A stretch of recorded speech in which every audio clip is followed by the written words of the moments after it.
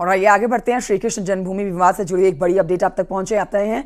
Allahabad high court में इस मामले की सुनवाई होगी। हिंदू पक्ष आज भी बहस जारी रखेगा। सुबह 11:30 बजे इस मामले की सुनवाई होनी है। 2 दिन में सुनवाई पूरी होने की उम्मीद बताई जा रही है। शाही ईदगाह मस्जिद को हिंदुओं का धार्मिक स्थल बताकर हिंदुओं को सौंपने की लगातार मांग की जा रही है। लंबे समय से कोर्ट में केस चल रहा है जिस पर आज होनी है बहस। फिर से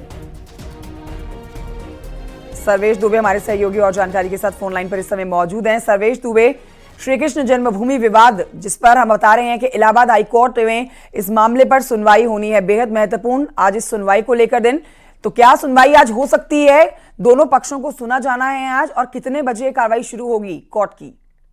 देखिए, मैं आपको बता दूं कि मथुरा विवाद से जुड़ी हुई 18 याचिकाओं पर इलाहाबाद हाईकोर्ट में अयोध्या विवाद की तर्ज पर सुनवाई चल रही है। यहाँ पर ट्रायल चल रहा है और मुस्लिम पक्ष की बहस पूरी हो चुकी है, हिंदू पक्ष की बहस चल रही है। पिछली सुनवाई पर भी हिंदू पक्ष की ओर से बहस की गई थी। आज सूट नंबर 9 और 2 अन्य अर्जियों पर बहस की जानी है। 11:30 बजे जस्टिस मयंक कुमार जैन की सिंगल बेंच में मामले की सुनवाई शुरू होगी। दरअसल इसमें शाही ईदगाह मस्जिद और श्री कृष्ण जन्मभूमि विवाद को लेकर यह कहा गया है कि जो विवादित जगह है वो हिंदुओं को सौंप देनी चाहिए। तमाम इसमें पूर्व के आदेशों का भी हवाला दिया गया है और अभी फिलहाल हाईकोर्ट में इन अर्जियों की पोषणीयता पर बहस चल रही है, यानी मेंटेनेबिलिटी पर बहस चल रही है।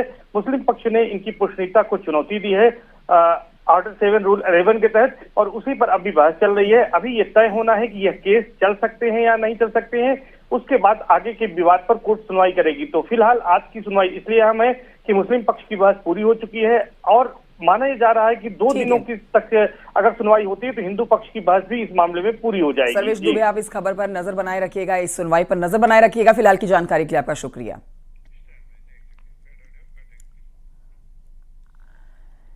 5 मई को प्रधानमंत्री नरेंद्र मोदी रामनगरी अयोध्या में रोड शो करने जा रहे हैं। बीजेपी प्रत्याशी लल्लू सिंह के समर्थन में प्रधानमंत्री नरेंद्र मोदी का ये रोड शो अयोध्या में होना है।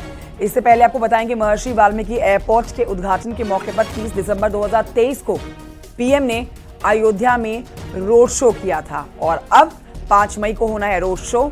एक बार फिर से लोकसभा चुनाव के दौरान 5 मई को प्रधानमंत्री नरेंद्र मोदी अयोध्या में होंगे और रोड शो करेंगे। प्रधानमंत्री नरेंद्र मोदी रामलला का दर्शन पूजन भी करेंगे। लेकिन आप कह सकते हैं कि आज से बीजेपी के प्रत्याशी लल्लू सिंह अपनी जीत को एक तरफा बताते हुए आश्वस्त अपनी जीत के लिए 5 मई को पीएम मोदी का होना है अयोध्या में रोड शो।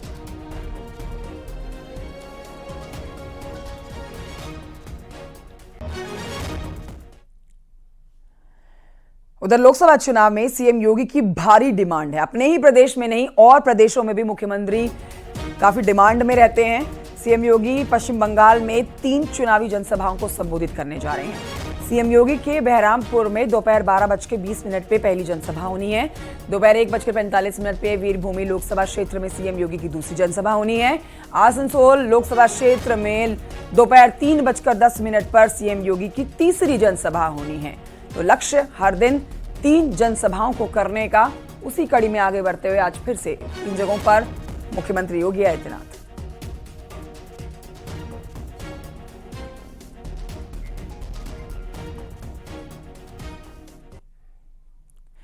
और आइए आगे बढ़ते आपको बताते हैं, डिप्टी सीएम केशव प्रसाद मौर्य आज झांसी और बरेली में प्रचार करने वाले हैं। उप मुख्यमंत्री केशव प्रसाद मौर्य झांसी में सुबह 11 बजे बरेली बीजेपी प्रत्याशी के नामांकन में शामिल होने वाले हैं। इसके बाद केशव प्रसाद मौर्य दोपहर 2 बजे बरेली में आयोजित युवा सम्मेलन को संबोधित भी करने वाले हैं।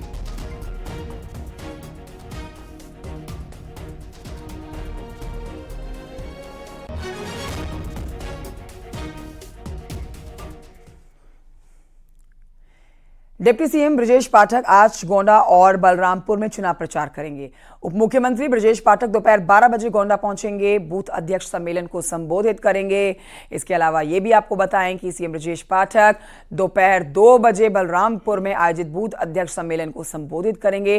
तो आज दोनों ही उप मुख्यमंत्री केशव प्रसाद मौर्य और ब्रजेश पाठक जो हैं चुनाव प्रचार में व्यस्त रहने वाले हैं। और वहीं आप देखेंगे कि मुख्यमंत्री योगी आदित्यनाथ भी आज 3 जगहों पर जनसभाएं करने वाले हैं।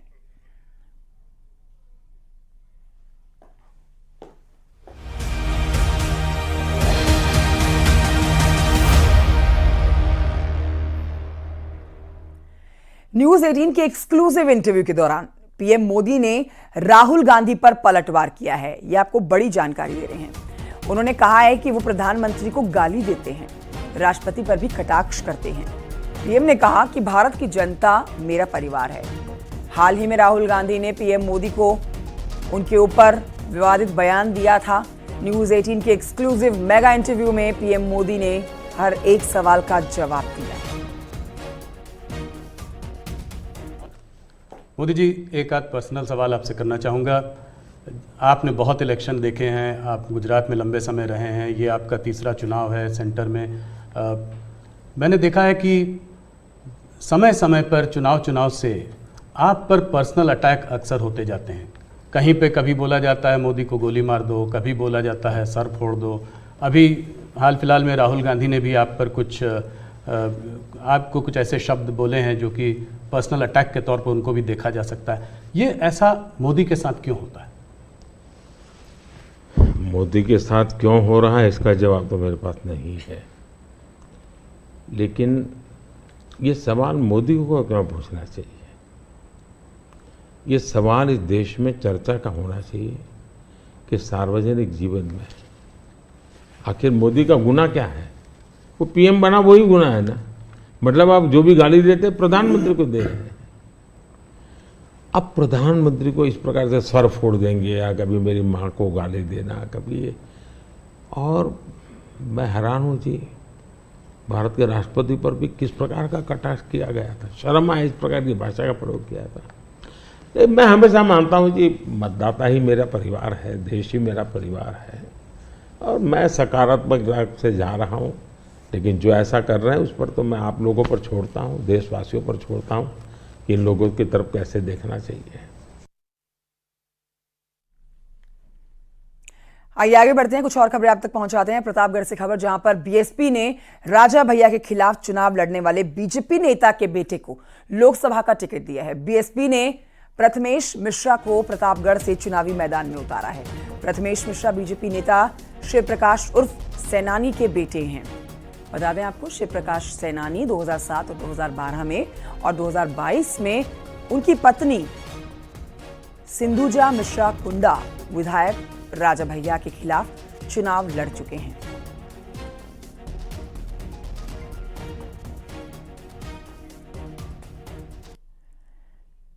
उधर गाजीपुर से समाजवादी पार्टी के प्रत्याशी अफजाल अंसारी की बेटी नुसरत अंसारी चुनाव प्रचार में जुटी हुई हैं। Nusrat Ansari door to door चुनाव प्रचार करती हुई आपको नजर आएंगी। नुसरत अंसारी का शिव मंदिर में पूजा करते हुए एक ये तस्वीर भी सामने आई है। गाजीपुर की एमपी एमएलए कोर्ट से अफजाल अंसारी को 4 साल की सजा हुई थी, जिसकी हाई कोर्ट में सुनवाई चल रही है। हाई कोर्ट में 2 मई को इस मामले पर सुनवाई भी होनी है। हाई कोर्ट सजा बरकरार रखती है तो अफजाल अंसारी के चुनाव लड़ पाने पर असमंजस बन जाएगा, या फिर आप कह सकते हैं कि वो चुनाव नहीं लड़ पाएंगे। उनकी चुनाव लड़ने की, साथ ही उनकी सदस्यता चली जाएगी। कयास लगाए जा रहे हैं कि तब उनकी बेटी चुनाव लड़ सकती है, और इसीलिए देखिए चुनाव प्रचार में जुटी हुई है नुसरत अंसारी।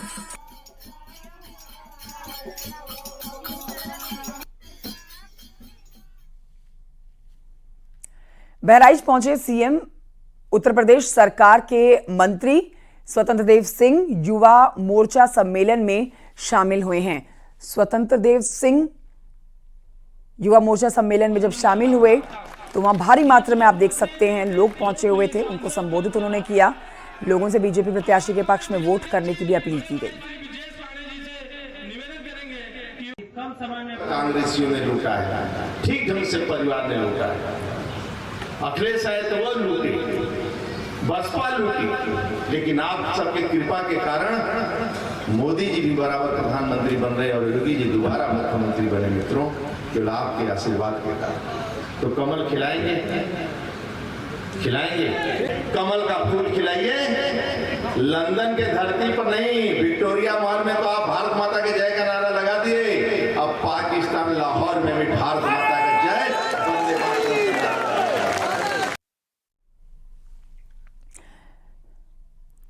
आजमगढ़ संसदीय सीट से समाजवादी पार्टी के प्रत्याशी धर्मेंद्र यादव 1 मई को अपना नामांकन दाखिल करने वाले हैं।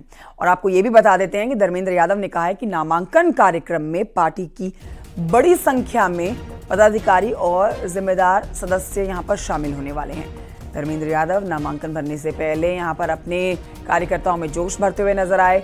दोनों चरण में कम वोटिंग पर जब उनसे सवाल पूछा गया तो धर्मेंद्र यादव ने कहा कि लोग बीजेपी से परेशान हो चुके हैं, इसलिए चुनाव का बहिष्कार कर रहे हैं। उनका हक अधिकार है, किसको खड़े करते हैं उस बात की हमें नहीं कहने का कोई हक है, तो उनका फैसला है। हालांकि माइनॉरिटी के भाई लोग, लीडरशिप, जो रियल लीडर है वो कहाँ है वो आप सब जानते हैं। बीजेपी के प्रति लोगों की निराशा है। बहुत लोगों ने, कई वर्गों ने अभी खड़े होकर सभाएं करके बहिष्कार किया है और इसी बात से परेशान है। मुरादाबाद में बीजेपी के राष्ट्रीय महासचिव दुष्यंत गौतम सड़क हादसे में घायल हुए हैं और उन्हें मुरादाबाद के टीएमयू अस्पताल में भर्ती कराया गया है। शाहजहांपुर से दिल्ली जाते वक्त यह हादसा हुआ है। मुरादाबाद बाईपास के पास यह हादसा हुआ है। तस्वीरें भी आपको दिखा रहे हैं। इलाके में दुष्यंत गौतम की इनोवा कार को दूसरी कार ने जोरदार टक्कर मार दी। मुरादाबाद के मेयर विनोद अग्रवाल के घर पर दुष्यंत गौतम के डिनर का कार्यक्रम था। हादसे के बाद मेयर समेत बीजेपी के कई नेता उनका हाल जानने के लिए अस्पताल भी पहुंचे। मुरादाबाद में शुरुआती ट्रीटमेंट के बाद अब दिल्ली रवाना किए गए हैं दुष्यंत गौतम। पर गनीमत ये हुई कि गाड़ी पलट के वो साइड से दूसरी साइड में आ गई और दरवाजा खुलने से आप गिर गए सड़क पे। अंदरूनी चोट आई है। अब इनकी तबीयत कैसी है? और एक्सरे करा दिया है, अल्ट्रासाउंड करा दिया है, सारी MRI वगैरह चेकअप करा दिया है। डॉक्टरों ने कहा है कि सीरियस वाली ऐसी कोई बातचीत नहीं है, पर अभी आराम की जरूरत है। इन्हें कम से कम हफ्ता 10 दिन आराम करना पड़ेगा, क्योंकि रिब्स में, रीढ़ की हड्डी में चोट है। एक छोटे से ब्रेक के लिए रुकना होगा, जल्द लौटेंगे।